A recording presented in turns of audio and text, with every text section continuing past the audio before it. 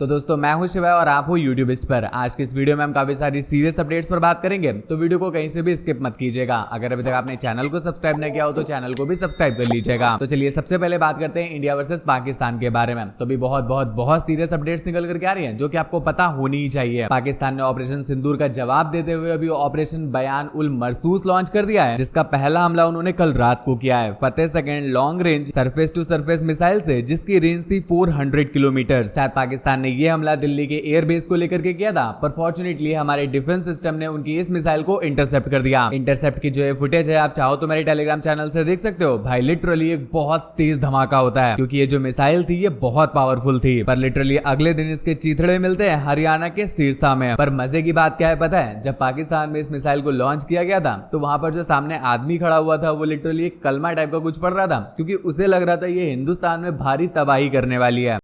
पर thanks to our defence system उन्होंने missile की ऐसी हालत करी कि लिटरली लोकल लोगों ने उसे उठा करके टेम्पो में लाद दिया। पाकिस्तान ने कल रात को एक और गंदी हरकत करी है। कल बॉर्डर पर पाकिस्तान की तरफ से लगभग 300 से 400 ड्रोन स्पॉट हुए हैं, जो पाकिस्तान ने लॉन्च किए थे इंडिया के 26 शहरों को डैमेज करने के लिए। सिटीज के नाम आप स्क्रीन पर देख सकते हो, बारामूला, श्रीनगर, अवंतीपुरा, जम्मू, फिरोजपुर, पठानकोट और भी काफी सारी सिटीज को टारगेट किया गया था। एक बार फिर से thanks to our defence system उन्होंने सभी ड्रोन को हवा में ही इंटरसेप्ट कर दिया, जिससे कल रात को एक बहुत बड़ा डैमेज होने से रोक लिया गया। पर अनफॉर्चुनेटली एक ड्रोन फिरोजपुर तक पहुंच जाता है और इस वजह से वहां की एक लोकल फैमिली के 3 लोगों को बहुत बुरी तरह से घायल कर देता है। फिलहाल उन्हें हॉस्पिटल में एडमिट करा दिया गया है और उनकी रिकवरी हो रही है। कल रात को पाकिस्तान रुकने का नाम ही नहीं ले रहा था और वो एक के बाद एक ऐसी हरकतें करता ही जा रहा था, तो फाइनली इंडिया को भी इस पर एक्शन लेना पड़ा। जवाब देते हुए हमारी तरफ से भी पाकिस्तान के कुछ एयरबेस को टारगेट करते हुए ड्रोन्स और एयर टू सरफेस मिसाइल्स को लॉन्च किया गया। और फिर भाई पाकिस्तान का मंजर देखने लायक था। जो लोगों ने वहां पर देखा है और कैमरे में रिकॉर्ड किया है, मैं आपको यहाँ पर दिखा भी नहीं सकता हूं। आप चाहो तो मेरे टेलीग्राम चैनल से देख लेना। पर लिटरली भाई उन्होंने सारा इलाका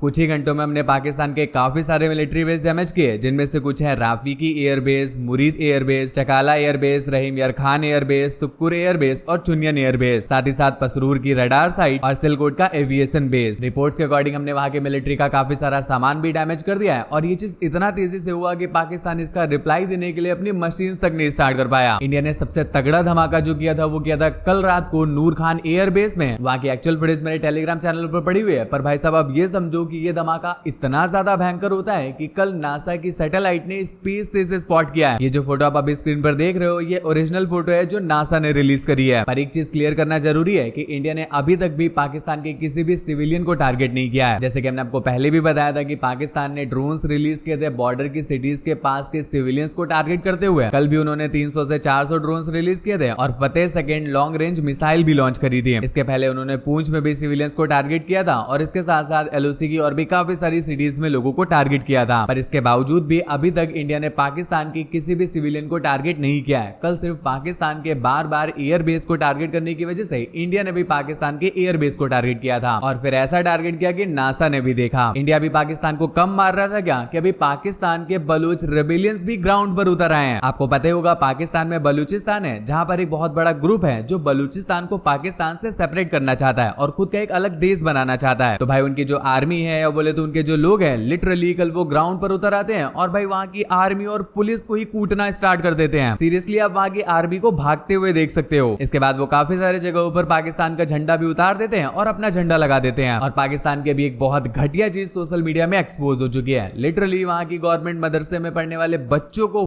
में लेकर आने वाली है। पाकिस्तान के डिफेंस मिनिस्टर ख्वाजा आसिफ का आप ये बयान देखिए। मैं पहले आपको क्लियर कर दूं, पाकिस्तान के प्रति प्रेम रखने वाले कुछ लोग ये भी बोल सकते हैं कि ये एआई जनरेटेड है, तो आप चाहो तो उनके ऑफिशियल यूट्यूब चैनल पर जाकर के भी ये रिकॉर्डिंग चेक कर सकते हो, जिसमें लिटरली उन्होंने बोला है कि भाई जो मदरसा में पढ़ने वाले बच्चे हैं वो उनकी सेकंड लाइन ऑफ डिफेंस है। मतलब जिस चीज को लेकर के पाकिस्तान पर एलिगेशन लगते थे कि वो वहां के मदरसों में लड़ाई करने की ट्रेनिंग करवाता है बच्चों को, क्या ये चीज अभी सही प्रूफ हो गई है? और ये सवाल भी खड़ा हो रहा है कि भाई वो बच्चे युद्ध में करेंगे क्या? उन्हें बंदूक या हथियार तो चलाना आता नहीं होगा। कहीं पाकिस्तान उन्हें बलि का बकरा बनाने की तो नहीं सोच रहा है, या फिर कहीं वो सिंपैथी कार्ड खेलने की तो नहीं सोच रहा है? अपने ओपिनियन नीचे कमेंट्स में जरूर बताना। इंडिया वर्सेस पाकिस्तान को लेकर के अभी इंडिया के लिए एक बहुत बड़ी बैड न्यूज है। आईएमएफ ने अभी पाकिस्तान के लिए $1 बिलियन का लोन पास कर दिया है, मतलब लगभग 8,000 करोड़ का लोन। पाकिस्तान ने ये लोन डेवलपमेंट के नाम पर लिया है, पर हम सभी जानते हैं कि वो इस लोन का करेगा क्या। इंडिया ने यह समझाने की बहुत कोशिश करी कि पाकिस्तान इस लोन को में यूज करेगा, पर फिर भी आईएमएफ ने पाकिस्तान के लिए ये लोन पास कर दिया, जिसके बाद भाई आईएमएफ को सोशल मीडिया में काफी ज्यादा ट्रोल किया जा रहा है। लिटरली कुछ लोग तो ये भी बोल रहे होते हैं कि इसके पीछे इंडिया की कुछ एनिमी कंट्रीज का हाथ है, और कुछ लोग ये भी बोल रहे होते हैं कि जो आईएमएफ है वो इनडायरेक्टली को बढ़ावा देता है। फिलहाल हम आपको बता दें कि पाकिस्तान ने पिछले 35 सालों में ये 28वीं बार आईएमएफ से लोन उठाया है। आई रिपीट, 35 सालों में 28 बार। इंडिया वर्सेस पाकिस्तान की सीरियस सिचुएशन को लेकर के आशीष चंचलानी भी इंडियन आर्मी को सपोर्ट करते हुए लिखते हैं, एक जो सोल्जर होता है वो इंडिया के लिए फाइट करता है और तुम क्या कर रहे हो, तो एक ऐसे इंडियन बनो जिसके लिए लड़ना वर्थ इट हो। मतलब बेसिकली वो ये बोल रहे होते हैं कि भाई देश का साथ दो, आर्मी का साथ दो, वरना क्या फायदा उनका तुम्हारे लिए बॉर्डर पर जान को हाथ में लेकर लड़ने का। इंडिया वर्सेस पाकिस्तान की सीरियस सिचुएशन को लेकर के कैरी मनाटी भी रिएक्ट करते हैं। वो लिखते हैं, देश में सभी लोगों की सेफ्टी के लिए मैं प्रेयर कर रहा हूं, हम सभी यूनाइटेड रहें और इस करंट सिचुएशन को लेकर के फोकस्ड रहें और हर एक तरह से जितना भी हो सकता है अपनी आर्म्ड फोर्सेस को सपोर्ट करते रहें। Salute to Indian force, naval force और इंडियन आर्मी। साथ ही साथ सैल्यूट उन सभी आर्म्ड फोर्सेस को जो हमें हमेशा सेफ रखती हैं। इंडियन आर्मी और Indian forces are the real hero. जय हिंद, जय भारत। पूरब झा को भी काफी ज्यादा हेट मिलने लग जाता है पाकिस्तानी सब्सक्राइबर्स की तरफ से जब वो इंडिया को सपोर्ट करने लगते हैं, तो इस पर भी पूरब झा रिप्लाई देते हैं। वो बोलते हैं कि पाकिस्तानी लोगों से मुझे बहुत ज्यादा हेट मिल रहा है। दोस्तों, तुमसे और तुम्हारे धर्म से मुझे कोई प्रॉब्लम नहीं है, लेकिन जो इतने सालों से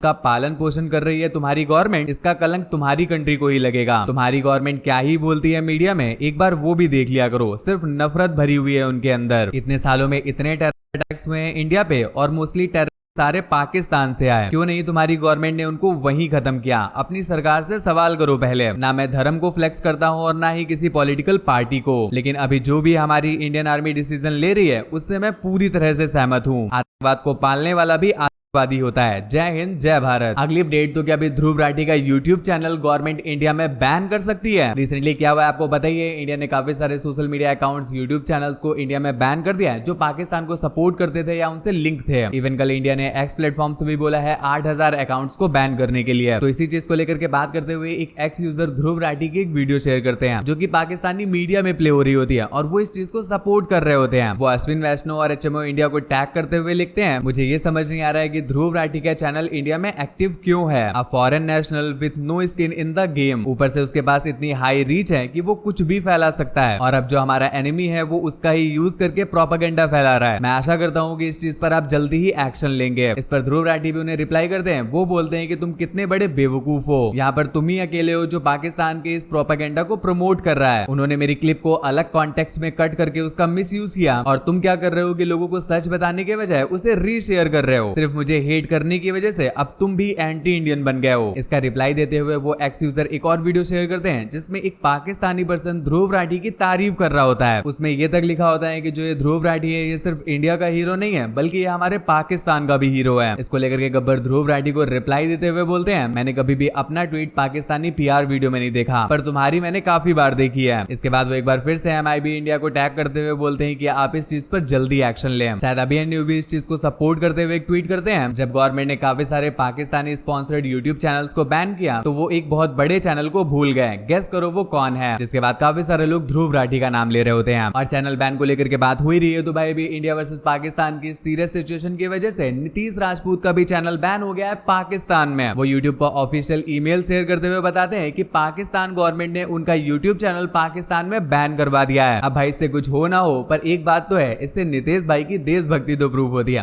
अब ऐसा नहीं है कि भाई जिनके बैन नहीं हुए उनकी देशभक्ति नहीं प्रूफ होती है, पर एटलीस्ट नीतीश राजपूत की देशभक्ति तो प्रूफ होती है। तो चलिए अब बात करते हैं बियर बाइसेप्स और मुनावर फारूकी के बारे में। तो अभी ये दोनों ही बहुत ज्यादा भड़क जाते हैं इंडियन न्यूज चैनल्स पर। दोस्तों होता क्या है कि कल कुछ इंडियन न्यूज चैनल से ये अपडेट आने लगती है कि जो इंडियन नेवी है वो कराची पोर्ट तक पहुंच गई है और उन्होंने पोर्ट को डिस्ट्रॉय कर दिया है। पर रियलिटी में ऐसा कुछ होता नहीं है। बाद में ये जो न्यूज होती है ये फेक निकल जाती है, जिस वजह से इंडियन मीडिया को काफी ज्यादा हेट मिलने लगता है। इसी चीज पर रिएक्ट करते हुए बियर बाइसेप्स बोलते हैं, इस पॉइंट पर आकर के आई ऑलमोस्ट फील कि अब ये मेरी रिस्पॉन्सिबिलिटी बन जाती है कि मैं अपने पेरेंट्स को न्यूज देखने से डिस्करेज करूं। Lies, misinformation and propaganda saw it first hand और a few month ago. Dying industry. Munawar Faruqui भी लिखते हैं, अगर इंडिया में कोई बुरी चीज है तो वो है हमारे news channel, disgusting cartoon channel, same all the prime news channel, miss information, वो भी ऐसे नाजुक वक्त में। फिलहाल इंडियन मीडिया की इस फेक न्यूज को लेकर के एक गुड न्यूज भी निकल करके आ रही है कि फाइनली हमारी इंडियन नेवी कराची की तरफ बढ़ चली है। अब तुम मुझे भी फेक बोल दो, इससे पहले मैं तुम्हें मैं क्लैरिफिकेशन दे देता हूँ। द टेलीग्राफ की तरफ से ये रिपोर्ट आई है और द टेलीग्राफ जो है वो इंडियन न्यूज सोर्स नहीं है, वो ग्लोबल न्यूज सोर्स है। और अगर तुम्हें इस पर भी भरोसा नहीं है तो भाई लिटरली भी पाकिस्तानी न्यूज चैनल्स ने भी ये चीज क्लियर कर दिया है कि जो इंडियन नेवी है वो तेजी से कराची पोर्ट की तरफ बढ़ रही है। वेल तो दोस्तों बस फिलहाल की वीडियो में बस इतना ही। नीचे कमेंट में जय हिंद लिखते हुए जरूर जाना और चैनल को सब्सक्राइब करके बेल आइकन भी प्रेस कर लेना ताकि ऐसे इंटरेस्टिंग और इंपॉर्टेंट अपडेट हम आपके साथ डेली शेयर कर सकें, वो भी सबसे पहले।